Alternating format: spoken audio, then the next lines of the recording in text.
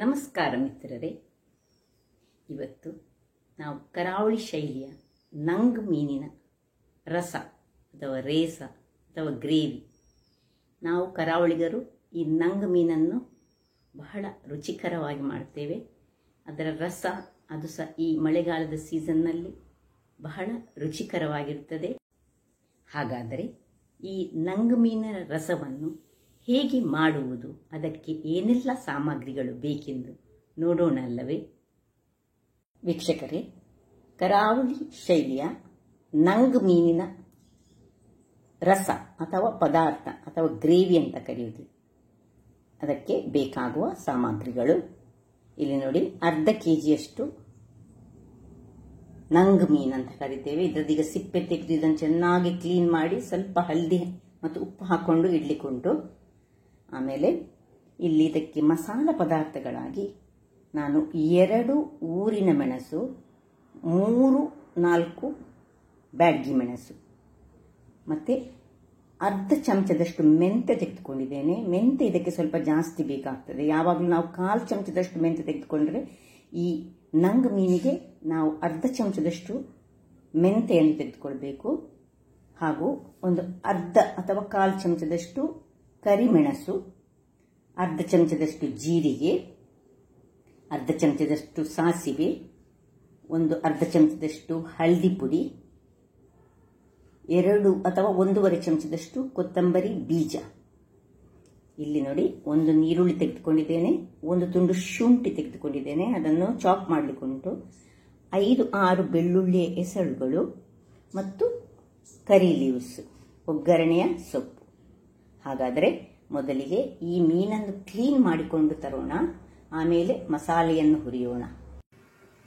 ನೋಡಿ ಮಿತ್ರರೇ, ನೋಡಿ ನಾನು ಚೆನ್ನಾಗಿ ಇದನ್ನು ಕ್ಲೀನ್ ಮಾಡಿದ್ದೇನೆ. ಎಲ್ಲದರ ಸಿಪ್ಪೆ ತೆಗೆದು ಅದರದ್ದು ಬಾಲದ್ದು ತೆಗೆದು 2-3 ನೀರಿನಲ್ಲಿ ಕ್ಲೀನ್ ಮಾಡಿ ಇಟ್ಕೊಂಡಿದ್ದೇನೆ. ಈಗ ಇದಕ್ಕೆ ಸ್ವಲ್ಪ ಉಪ್ಪು ಮತ್ತು ಹಳದಿಯನ್ನು ಹಾಕಿ ಇಟ್ಕೊಳ್ಳೋಣ.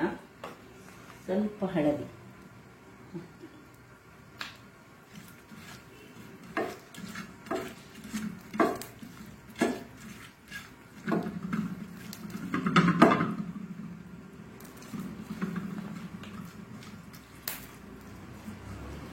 ಆಗ ನಾನು ಎಲ್ಲ ಸಾಮಗ್ರಿಗಳನ್ನು ತೋರಿಸುವಾಗ ನನಗೆ ಮೇನ್ ಇಂಗ್ರೀಡಿಯೆಂಟ್ಸ್ ಈ ನಮ್ಮ ತೆಂಗಿನ ತುರಿಯನ್ನು ಮರೆತು ಹೋಯಿತು, ಮತ್ತು ಒಂದು ಸಣ್ಣ ಉಂಡೆಯಷ್ಟು ನೋಡಿ, ಲಿಂಬೆ ಗಾತ್ರದ ಉಂಡೆಯಷ್ಟು ಹುಳಿ ಬೇಕಿತ್ತು.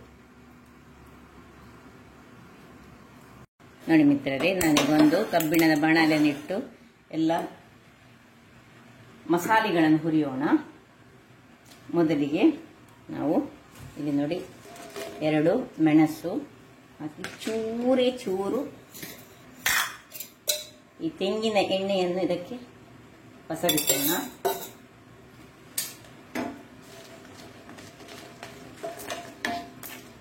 ಚೂರು ಬಿಸಿಯಾಗುವಾಗ ಈ ಉಳಿದ ಎಲ್ಲ ಕೊತ್ತಂಬರಿ, ಜೀರಾ, ಸಾಸಿವೆ, ಮೆಂತೆ ನಾನು ನಿಮಗೆ ಹೇಳಿದ್ದೇನೆ, ಹೆಚ್ಚು ಸ್ವಲ್ಪ ಯಾವಾಗಕ್ಕಿಂತ ಸಹ ಜಾಸ್ತಿ ಮೆಂತೆ, ಮತ್ತೆ ಕರಿಮೆಣಸು 1/4 ಸ್ಪೂನ್ಗಳಷ್ಟು.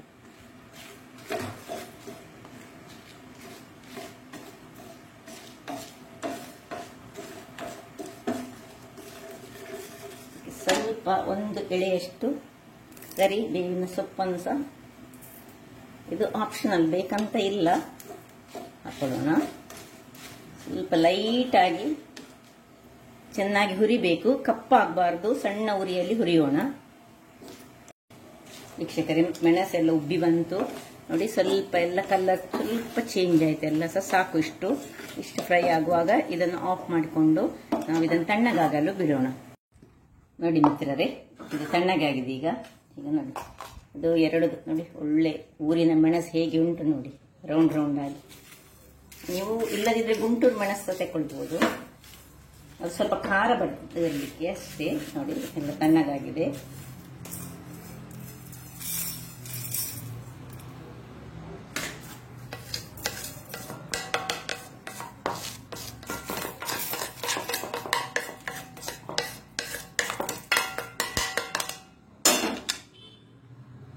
ಈಗ ಇದಕ್ಕೆ ಸ್ವಲ್ಪ ಹಳದಿ ಹಾಕೋಣ.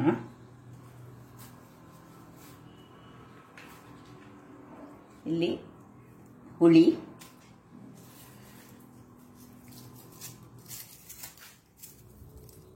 ಎರಡು ಮೂರು ಬೆಳ್ಳುಳ್ಳಿಗಳು, ದೊಡ್ಡದಿದ್ರೆ 2 ಹಾಕಿದ್ರೆ ಸಾಕಾಗ್ತದೆ, ಸಣ್ಣದಾದ್ರೆ 3-4 ಹಾಕೊಳ್ಳಿ. ಮತ್ತೆ ಸ್ವಲ್ಪ ನೀರುಳ್ಳಿ ಹಾಕೊಂಡು ತೆಂಗಿನ ತುರಿ ಹಾಕಿ ಒಳ್ಳೆ ಫೈನ್ ಪೇಸ್ಟ್ ಆಗಬೇಕಿದೀಗ. ಯಾವುದೇ ಒಂದು ಮೀನಿನ ಪದಾರ್ಥದ ಗ್ರೇವಿ ಯಾವಾಗಲೂ ಒಳ್ಳೆ ನಯಾ ಕಾಡಿಗೆಯಂತೆ ನಯವಾಗಬೇಕು, ಹಾಗಾದರೆ ಮಾತ್ರ ಅದು ರುಚಿಕರವಾಗಿರುವುದು. ಈಗ ಇದನ್ನು ನಾನು ಗ್ರೈಂಡ್ ಮಾಡ್ತಾ ಇರ್ತೇನೆ. ನೋಡಿ ವೀಕ್ಷಕರೇ, ನೋಡಿ ಇಷ್ಟು ಫೈನ್ ಆದ ಪೇಸ್ಟ್ ಹೇಗೆ ಆಗಿದೆ ನೋಡಿ. ನೀವು ನಿಮ್ಮ ಹತ್ರ ವೆಟ್ ಗ್ರೈಂಡರ್ ಇದ್ರೆ ಅದರಲ್ಲಿ ಮಾಡ್ಬೋದು, ಅಥವಾ ಕಡಿಯುವ ಕಲ್ಲಿನಲ್ಲಿ ಮಾಡಿದರೆ ಬಹಳ ಬೆಸ್ಟ್. ಈಗ ಇಲ್ಲಿ ಒಂದು ಗ್ಯಾಸನ್ನು ಉರಿಸಿ ನಾವು ನಮ್ಮದು ಮಣ್ಣಿನ ಮಡಿಕೆಯನ್ನು ಇಟ್ಟುಕೊಳ್ಳೋಣ. ಇದಕ್ಕೆ ಅದು ಬಿಸಿ ಆಗುವಾಗ ಸ್ವಲ್ಪ ಒಂದು 1/2 ಸ್ಪೂನಿನಷ್ಟು ಎಣ್ಣೆ, ಸಣ್ಣ ಸ್ಪೂನಿನಲ್ಲಿ 2 ಸ್ಪೂನಿನಷ್ಟು ಎಣ್ಣೆಯನ್ನು ಹಾಕೊಳ್ಳೋಣ. ಈಗ ಈ ನೀರುಳ್ಳಿ, ನಾನು ಒಂದು ನೀರುಳ್ಳಿ ತೆಗೆದುಕೊಂಡದ್ರಲ್ಲಿ ಸ್ವಲ್ಪ ನೀರುಳ್ಳಿಯನ್ನು ನಾನು ನೋಡಿ ಸಣ್ಣದಾಗಿ ಹೆಚ್ಚಿಟ್ಟುಕೊಂಡಿದ್ದೇನೆ. ನೋಡಿ ಅದನ್ನು ಹಾಕೊಳ್ತಿದ್ದೇನೆ. ನೋಡಿ ತುಂಬ ಪೂರ ಸಣ್ಣದಾಗಿ ಹೆಚ್ಚಿಟ್ಟುಕೊಂಡದ್ದು. ಅದಕ್ಕೀಗ ಸ್ವಲ್ಪ ಕರಿಬೇವಿನ ಸೊಪ್ಪನ್ನು ಹಾಗೆ ಸಣ್ಣದಾಗಿ ಚೂರು ಚೂರು ಮಾಡಿಕೊಂಡು ಸಣ್ಣ ಉರಿ ಮಾಡುವ.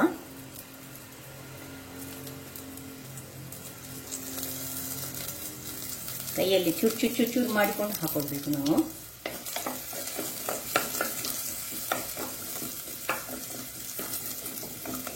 ಟೊಮೆಟೊ ಹಾಕೊಳ್ಳಿಕ್ಕೆ ಇಷ್ಟ ಇದ್ದವರು ಟೊಮೆಟೊ ಹಾಕೊಳ್ಬಹುದು, ಆದರೆ ಹುಳಿಯನ್ನು ಸ್ವಲ್ಪ ಕಡಿಮೆ ಮಾಡಿಕೊಳ್ಬೇಕು. ನಾಟಿ ಟೊಮೆಟೊ ಹಾಕೋದಾದ್ರೆ ಹುಳಿಗೆ ಸ್ವಲ್ಪ ಹುಳಿ ಸಾಕಾಗ್ತದೆ. ಈ ಬೇರೆ ಟೊಮೆಟೊಗಳೆಲ್ಲ ಅವುಗಳು ಅಷ್ಟೊಂದು ಹುಳಿ ಇರುವುದಿಲ್ಲ. ನೋಡಿ ಇಷ್ಟು ನೋಡಿ, ಸ್ವಲ್ಪ ಕಲರ್ ಚೇಂಜ್ ಆಗ್ತಾ ಬರುವಾಗ ಇಲ್ಲಿ ನೋಡಿ ಇನ್ನು ಬೇರೆ ನೀರುಳ್ಳಿ ದೊಡ್ಡದಾಗಿ ಕತ್ತರಿಸಿದ ಸ್ವಲ್ಪ ದೊಡ್ಡದು, ತುಂಬಾ ದೊಡ್ಡದಲ್ಲ ನೋಡಿ, ಆ ನೀರುಳ್ಳಿಯನ್ನು ಹಾಕೊಳ್ಳೋಣ. ಮತ್ತೆ ಶುಂಠಿ ಜಸ್ಟ್ ಒಂಚೂರು ಈ ಎಣ್ಣೆಯಲ್ಲಿ ಅದು ಇದಾಗಬೇಕು, ತುರಿದು ಸ್ವಲ್ಪ ಎಣ್ಣೆಯಲ್ಲಿ ಅದರದ್ದು ಕಲರ್ ಚೂರು ಚೇಂಜ್ ಆಗಬೇಕು, ಸಣ್ಣ ಸಣ್ಣ ಹೆಚ್ಚಿಟ್ಟವನ್ನು. ಈಗ ಇದಕ್ಕೆ ನಾವು ಈ ಗ್ರೈಂಡ್ ಮಾಡಿದ ಮಸಾಲೆಯನ್ನು ಹಾಕೊಳ್ಳೋಣ. ನೋಡಿ ಕಲರ್ ನೋಡಿ, ಇದು ಯಾಕೆ ಹೇಳಿದ್ರೆ ನಾನು ಊರಿನ ಮೆಣಸು ಹಾಕಿದ್ದೇನೆ, ಅದರಿಂದಾಗಿ ಈ ಕಲರ್ ಬಂದಿದೆ. ಬ್ಯಾಡಿಗೆ ಮೆಣಸು ಮಾತ್ರ ಹಾಕಿದ್ರೆ ತುಂಬಾ ಕೆಂಪು ಕಲರ್ ಬರ್ತದೆ, ಮತ್ತೆ ಖಾರ ಕಡಿಮೆ ಇರ್ತದೆ. ಇದು ಸಹ ಹೆಚ್ಚು ಖಾರ ಮಾಡ್ಲಿಕ್ಕಿಲ್ಲ. ಸ್ವಲ್ಪ ನೀರನ್ನು ಈ ಮಿಕ್ಸಿಗೆ ಹಾಕೊಂಡು, ಮಿಕ್ಸಿ ತೊಳೆದ ನೀರನ್ನು ಸಹ ಹಾಕೊಳ್ಳೋಣ. ಇದು ಸ್ವಲ್ಪ ಇದು ಆ ಎಣ್ಣೆಯ ಇದರಲ್ಲಿ ಇದಾಗಲಿ.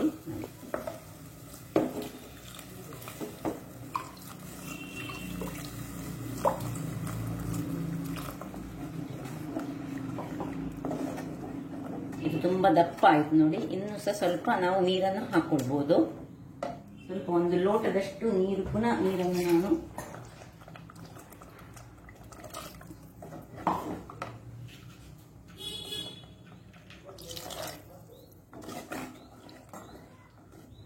ಈಗ ಇದಕ್ಕೆ ರುಚಿಗೆ ತಕ್ಕಷ್ಟು ನಾವು ಉಪ್ಪನ್ನು ಹಾಕೊಳ್ಳೋಣ.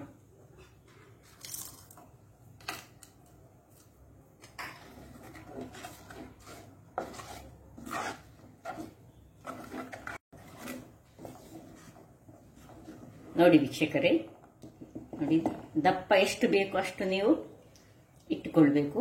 ಈ ಹೊತ್ತಿನಲ್ಲಿ ನೀವು ಎಷ್ಟು ಉಪ್ಪು ಎಲ್ಲ ಕರೆಕ್ಟಾಗಿ ನೋಡಿಕೊಳ್ಳಿ. ಈಗ ಇದಕ್ಕೆ ಮುಚ್ಚಳ ಮುಚ್ಚಿಕೊಂಡು ಒಂದು ಕುದಿ ಬರಲಿ ಅದು. ನೋಡಿ ವೀಕ್ಷಕರೇ, ನೋಡಿ ಒಳ್ಳೆ ಕುದಿ ಬರ್ತಾ ಉಂಟು. ಈ ಹೊತ್ತಿನಲ್ಲಿ ನಾವೀಗ ನೋಡಿ ಒಳ್ಳೆ ಕುದಿ ಬರುವಾಗ ಸ್ವಲ್ಪ ಗ್ಯಾಸನ್ನು ಸ್ವಲ್ಪ ಸಣ್ಣದು ಮಾಡಿಕೊಳ್ಳೋಣ. ನೋಡಿ ಚೆನ್ನಾಗ ಕುದಿ ಬಂತು. ಈ ಹೊತ್ತಿನಲ್ಲಿ ನಾವು ಏನ್ ಮಾಡ್ಬೇಕು ಹೇಳಿದ್ರೆ, ನೋಡಿ ದಪ್ಪ ನೋಡಿ, ನಾನು ತುಂಬಾ ದಪ್ಪ ಇಟ್ಟುಕೊಂಡಿದ್ದೇನೆ. ನೀವು ಬೇಕಿದ್ರೆ ಸ್ವಲ್ಪ ತೆಳು ಮಾಡಿಕೊಳ್ಬಹುದು. ದಪ್ಪ ಇದ್ರೆ ಮೀನಿನ ರಸ ಯಾವಾಗಲೂ ಚೆನ್ನಾಗಿರೋದು. ಇಲ್ಲಿ ನೋಡಿ, ಈ ಮೀನಿಗೆ ನಾನು ಹಳದಿ ಹಾಕೊಂಡಿದ್ದೇನೆ, ಸ್ವಲ್ಪ ಉಪ್ಪು ಸಹ ಹಾಕೊಂಡಿದ್ದೇನೆ.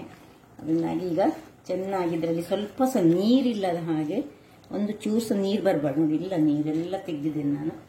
ಹೀಗೆ ಒಂದೊಂದೇ ಮೀನುಗಳನ್ನು ಹಾಕೊಳ್ಳೋಣ. ಬಹಳ ರುಚಿಕರವಾಗಿರ್ತದೆ. ಇದರಲ್ಲಿ ಫ್ಲೆಶ್ ಬಹಳ ಚೆನ್ನಾಗಿರ್ತದೆ, ತಿನ್ನಲಿಕ್ಕೆ ನಮಗೆ ಬಹಳ ರುಚಿಕರವಾಗಿರ್ತದೆ. ನೋಡಿ ಹೇಗೆ ಆಯ್ತು ನೋಡಿ.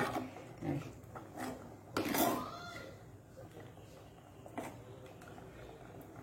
ಇನ್ನು ಮುಚ್ಚಲಿಕ್ಕಿಲ್ಲ, ಸ್ವಲ್ಪ ಹೀಗೆ ಇಲ್ಲಿ ಒಂದು ಒಳ್ಳೆ ಕುದಿ ಬರಬೇಕು, ಆಮೇಲೆ ಆಫ್ ಮಾಡ್ಕೊಳ್ಳೋಣ. ಇದು ಬೇಗ ಬೇಯುವಂತಹ ಮೀನು. ನೋಡಿ ಹೇಗೆ ಬೇಯ್ತಾ ಉಂಟು ನೋಡಿ.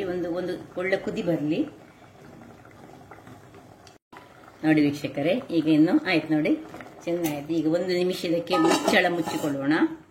ಮುಚ್ಚಳ ಮುಚ್ಚಿಕೊಂಡು ಆಫ್ ಮಾಡಿಕೊಳ್ತಿದ್ದೇನೆ ನಾನು ವೀಕ್ಷಕರೇ. 10 ನಿಮಿಷಗಳ ಬಳಿಕ, ಯಾಕೆಳಿದ್ರೆ ನಾನು ಅದು ಸ್ವಲ್ಪ ಮೀನು ಅದರಲ್ಲೇ ಬೇಗ ಆಫ್ ಮಾಡಿಕೊಂಡದ್ದು, ಯಾಕೆಳಿದ್ರೆ ಅದು ಇಲ್ಲದ್ರೆ ಹುಡಿ ಆಗಬಾರ್ದು. ನೋಡಿ ಹೇಗೆ ಆಗಿದೆ ನೋಡಿ. ಈಗ ಸರ್ವ್ ಮಾಡೋಣ. ನೋಡಿ ಹೀಗೆ ಬಂದಿದೆ ನೋಡಿ. ಹೀಗೆ ಅದರ ಫ್ಲೆಶ್ ಹೇಗೆ ದಪ್ಪ ದಪ್ಪ ಆಗ್ತದೆ ಇದಾದ ಕೂಡಲೇ. ಬಹಳ ರುಚಿಕರವಾಗಿರ್ತದೆ, ಮತ್ತೆ ತುಂಬಾ ಒಳ್ಳೆ ಮೀನು ಸಹ. ಏನಿದ್ರೆ ಪ್ರಾಬ್ಲಮ್ ಇಲ್ಲ, ಯಾರು ಸಹ ತಿನ್ಬಹುದು.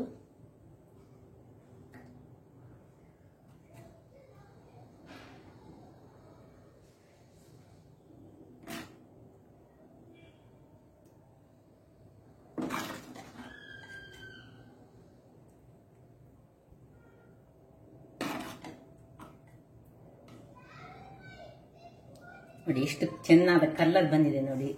ಗ್ರೇವಿಯ ಕಲರ್ ಹೀಗೆ ಬರಬೇಕಿದೆ. ಅದು ಹೆಚ್ಚು ಖಾರ ಸಾಕಬಾರ್ದು, ಅದಕ್ಕೆ ನಾನು ಹೆಚ್ಚು ಮೆಣಸು ಹಾಕಲಿಲ್ಲ. ಅರ್ಧ ಕೆಜಿಗೆ ಇಷ್ಟೇ ಸಾಕು. ನಾನು ಹೇಳಿದಷ್ಟು ಮೆಣಸನ್ನು ಹಾಕೊಂಡ್ರೆ ಸಾಕಾಗ್ತದೆ ವೀಕ್ಷಕರೇ. ಹಾಗಾದ್ರೆ ನೋಡಿದ್ರಲ್ಲ, ಏನು ಕಷ್ಟ ಇಲ್ಲ. ನಮ್ಮ ಕರಾವಳಿಯ ಅಡಿಗೆ ಹೇಳಿದ್ರೆ ಹೀಗೆ ತುಂಬಾ ರುಚಿಕರ ಹಾಗೂ ಆರೋಗ್ಯದಾಯಕ ಸಹ. ಹಾಗಾದ್ರೆ ನನ್ನ ಈ ಕುಕಿಂಗ್ ಚಾನಲ್ ನಿಮಗೆ ಇಷ್ಟ ಆದರೆ ಬೋಳೂರು ಸುವರ್ಣ ಚಾನಲ್ ಅನ್ನು ಲೈಕ್ ಮಾಡಿ, ಶೇರ್ ಮಾಡಿ ಹಾಗೂ ಸಬ್ಸ್ಕ್ರೈಬ್ ಮಾಡಿ, ಹಾಗೂ ನನ್ನ ಇನ್ಸ್ಟಾಗ್ರಾಮ್ ಪೇಜ್ ಅನ್ನು ಫಾಲೋ ಮಾಡಿ. ಧನ್ಯವಾದಗಳು.